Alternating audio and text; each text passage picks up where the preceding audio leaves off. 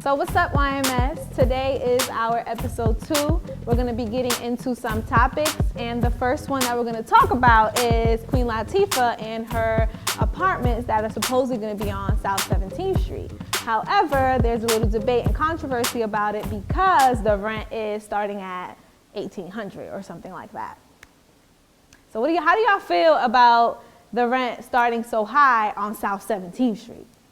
I think the average income for people in Newark is like $38,000, I think. So if the rent is starting at $1,800, that means that if you have to pay $1,800 every month for 12 months, so people are spending most of their money on rent, which is unacceptable.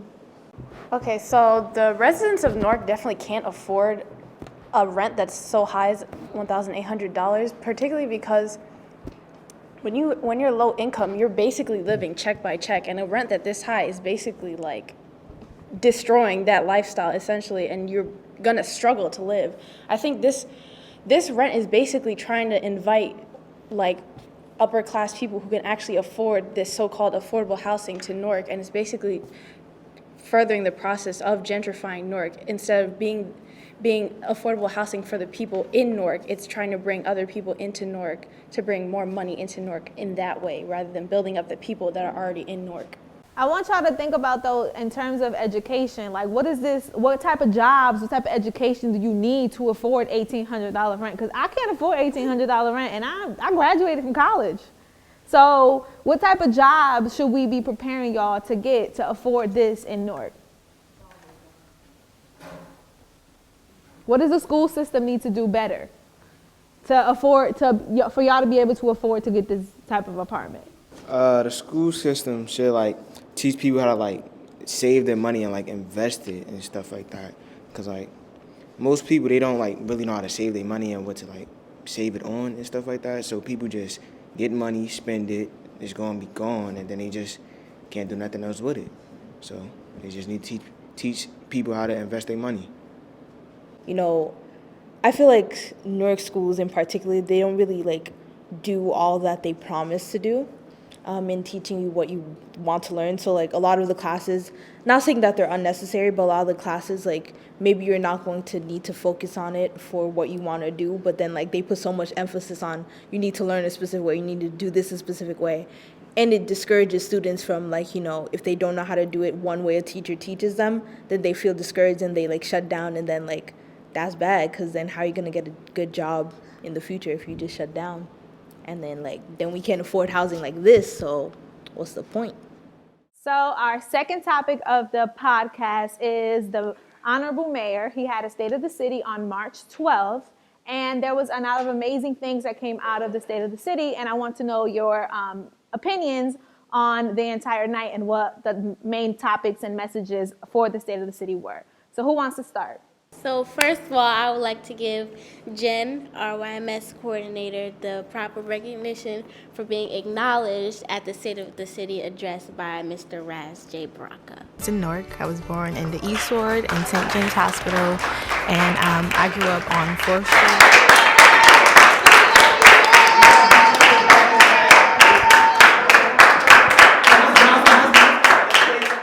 I wanted to speak on the Honorable Mayor Baraka saying he will be bringing in Freedom Paper. We've also worked to create Freedom Paper, an African-American-owned paper company, as part of a community wealth-building strategy. We are helping to build a co-op paper company with re-entry employees.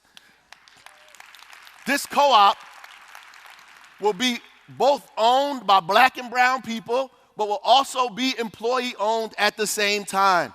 And we are looking to do a ribbon cutting very, very soon.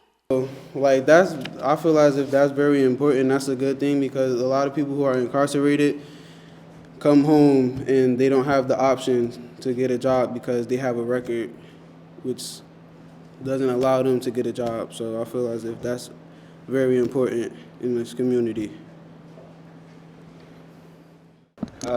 So the State of the City address, I've attended this address by the mayor, and he said a lot of things. Some more interesting than others. One that interests me was the pilot program for universal basic income. That's providing all residents a guaranteed income, regardless of employment. So like, it's like a line. Like if you're not employed, you could get this amount of money. If you are employed, you still get this amount of money. Right? So yeah, that's good for the people that don't have jobs and can't really get jobs. So they got some money to get on their feet. So what do you guys think about that, about universal income? Does that sound like a good initiative? Is that good for the city? Is that good for other places? Like, what do y'all actually think about that, about everyone having an income coming in no matter if they're employed or not? What do y'all think about that? I think it's a good idea because it gives everyone an equal chance of surviving and having a successful life in the city of Newark. I think that sounds like a socialistic society, and I don't think like places. I get the idea, but I don't think socialism really works, especially because of like the different controversy that will be over it. And I feel like just because you give somebody like $50 every month or like a certain form of income every month, that doesn't serve like the different like racialistic institutions in Newark that hold Black people back. Touching on what Mercy said, whatever.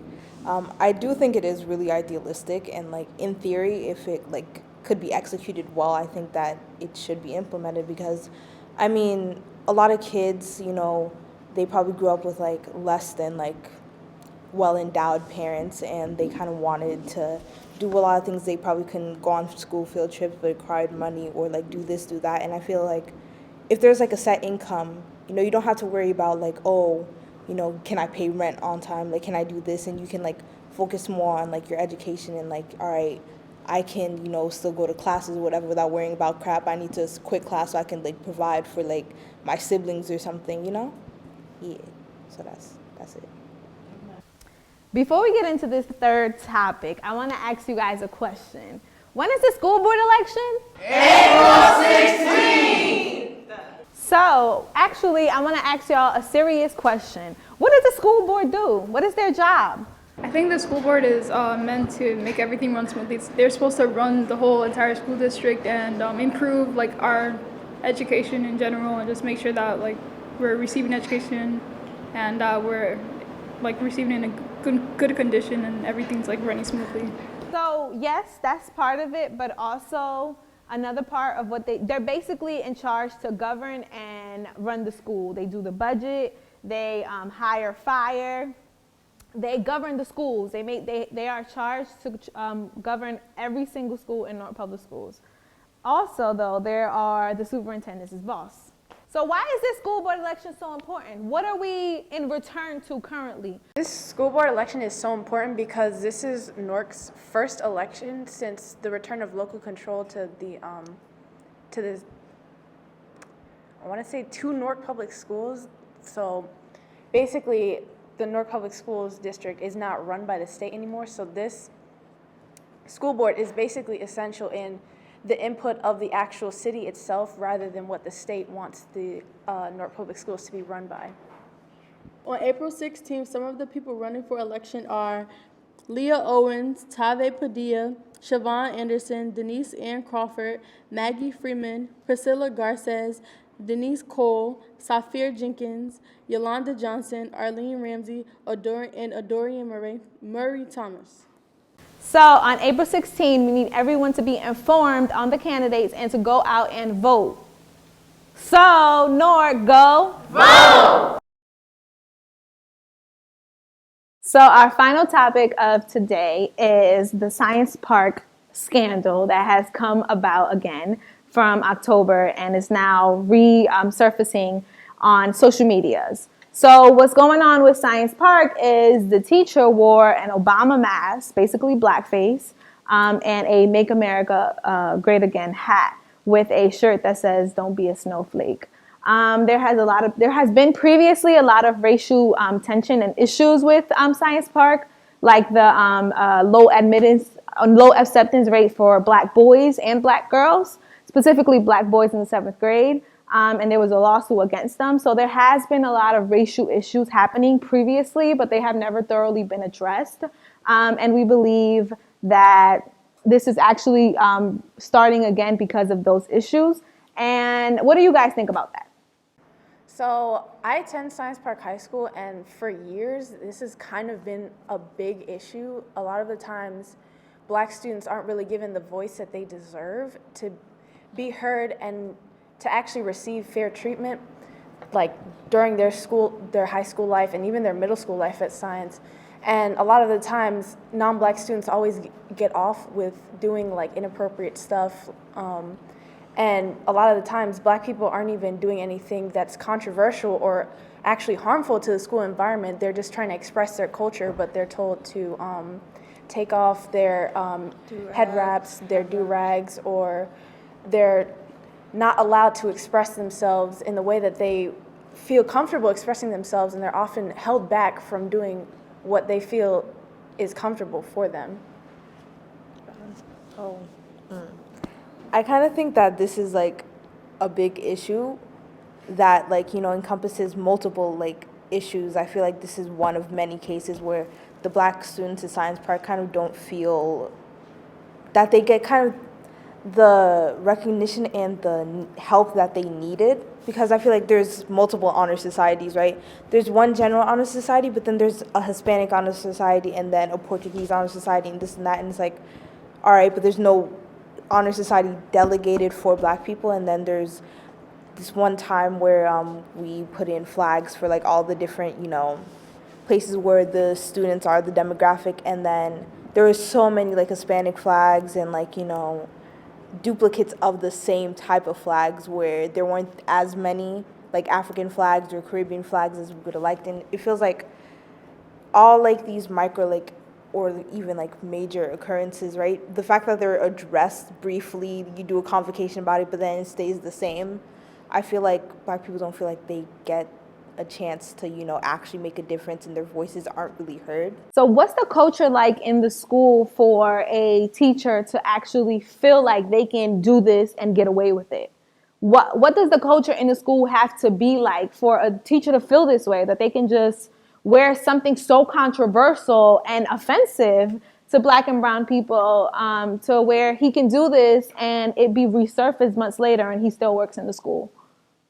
I'm also a Science Park student, and I've throughout my almost 4 years of being there, I've noticed that the culture is really laid back on issues like these. So it's no shock when this sort of things happen, because since 4th grade, this teacher has been playing around and being insensitive and showing microaggressions towards even black students, Black female students. For example, he would be unbelievable and make fun of hair jokes or whatever, our hair, and it's just it's something that ticks us off, and you would talk people say ratchet or whatever, and it could be seen as offensive, and some non-Black kids would say the N-word, and it's just no one has really done anything about it to make sure that our Black people are being respected in what we actually think that we want.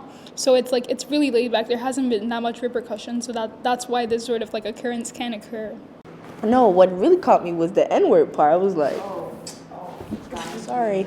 But my question is just that, why don't you guys say anything? Has something been said? Yes, definitely.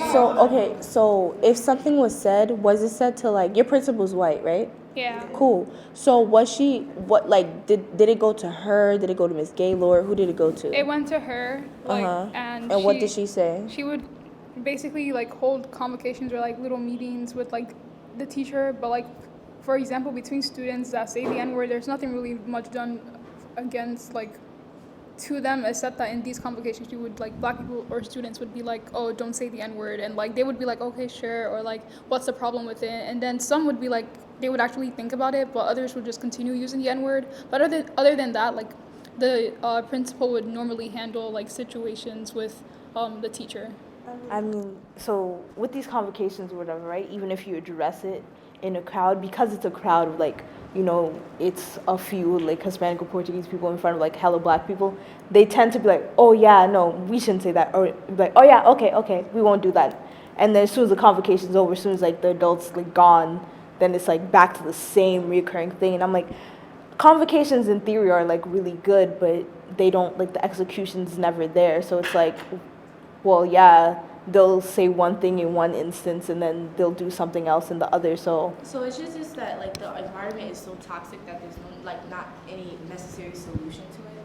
yeah, kind of. So is it toxic racially? And what about like the education system? Is it like toxic as well for science? What do you mean, like the education Educationally, as in like, do you guys learn about Black history? Is it like overwhelming? Does it contribute to anxiety, stuff like that? If it's not racially okay, does it at least inquire like the basic human rights need of like a normal person? I feel like the core curriculum of the Newark Public District and like the rest of America doesn't really allow for that right now. I didn't say like Newark Public System specifically talk about science. How is it like mentally, is it mentally stable there? Oh. It's not really, and it's kind of a sad thing is that there was an incident at the beginning of the school year about a kid that had tried to commit suicide at science, and afterwards, that was the moment where they were like, "Oh, this is actually a serious thing," and that's when they started implementing let's things like actually the make some changes. Zendan. But for science, they're kind of like, "Oh, we're not really like these kids can handle it because they go to science and because they go here to have some sort of challenge. They came here to get challenged, so clearly they're going to be okay handling this much work." But in reality, it's actually a lot more work than it needs to be.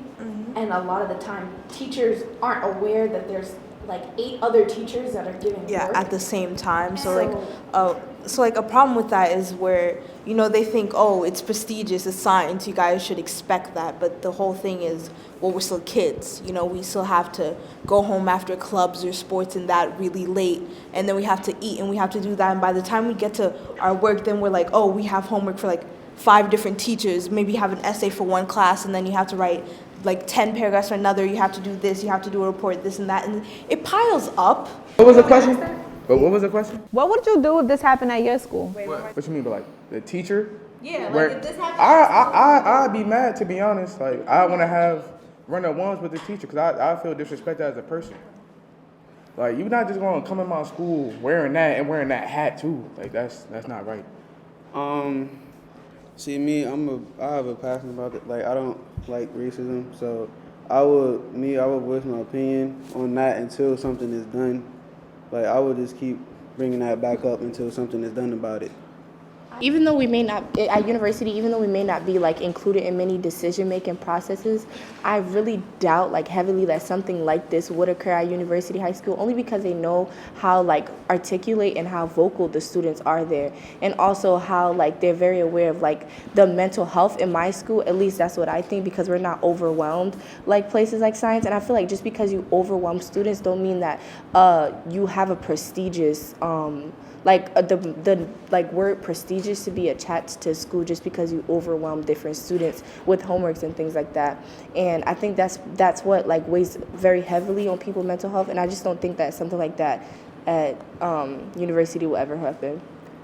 So because of all of your concerns, we had an entire class on this, and because of your concerns, we did write a letter to the superintendent and the school board. Do you guys think that this is something that they sweep under the rug? Do you think that the school board cares? They're not responding to us. What does that mean? What does that mean for us? What does that mean for Science Park? What does that mean for every student in the school district? Does that mean that our voices don't matter and that people like doing this can get away with it? Is that the school board that we want? So this is why everything relates to each other, and the school board elections are so important, but because we need people in the school board elections who are going to do what? Support student voices. Thank you.